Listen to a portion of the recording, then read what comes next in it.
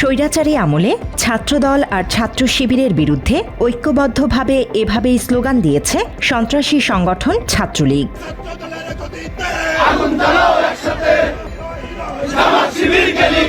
কারণ অনেকেই বলে থাকেন ছাত্র শিবির আর ছাত্রদল ভাই ভাই।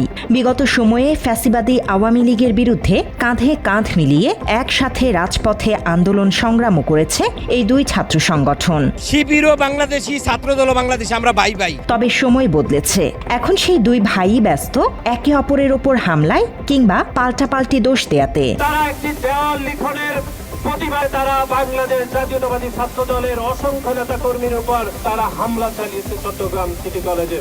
আমরা দেখতে পেয়েছি পুলিশের সামনেই এই ছাত্র দলের সন্ত্রাসীরা বহিরাগত নিয়ে চাপাতি দিয়ে, হকি স্টিক দিয়ে তারা শিক্ষার্থীদের উপর, শিক্ষকদের উপর এবং ছাত্র শিবিরের নেতাকর্মীদের উপর হামলা করছিল। মঙ্গলবার চট্টগ্রাম সরকারি সিটি কলেজ ক্যাম্পাসে গ্রাফিতিতে গুপ্ত শব্দ লেখাকে কেন্দ্র করে নগরীর নিউ মার্কেট এলাকায় ছাত্রদল ও ছাত্র শিবিরের মধ্যে দফায় দফায় সংঘর্ষের ঘটনা ঘটে। এতে দুই পক্ষেরই বেশ কয়েকজন আহত হয়েছেন।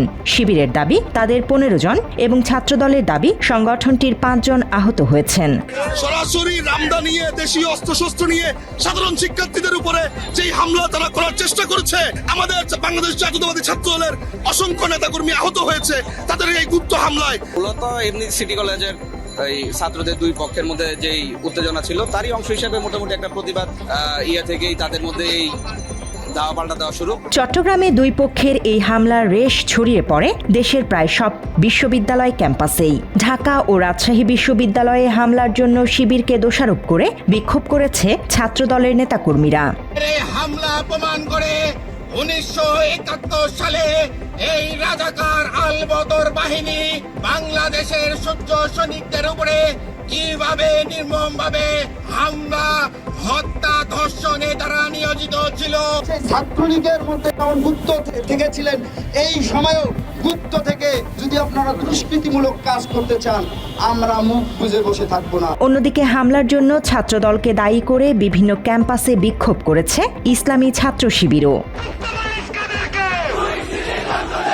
বিষয়টি নিয়ে জাতীয় সংসদেও পাল্টাপাল্টি বক্তব্য দিয়েছেন বিএনপি এবং জামায়াতের শীর্ষ নেতারা। ওই সশস্ত্র সন্ত্রাসীরা আক্রমণ করে শুধু একটা পিকচারকে নিয়ে এবং একজনের পা কর্তন করে ফেলেছে। আমি এটুকু জানি চট্টগ্রামে একটা আজকে এরকম ঘটনা হয়েছে, ইন বিটুইন ছাত্র শিবির এবং ছাত্রদল, এইভাবে একটা নিউজ বেরিয়েছে। এদিকে ফেসবুকে গণজাগরণ মঞ্চের সাবেক নেতা ইমরান এইচ সরকার বিষয়টি নিয়ে একটি পোস্ট দিয়ে সমালোচনা করেছেন শিবিরের। এতে করে ছাত্রদল এবং ছাত্র শিবিরের মধ্যে সংঘর্ষে তৃতীয় পক্ষের সুযোগ নেয়ার আলোচনা উঠেছে জোরালোভাবে।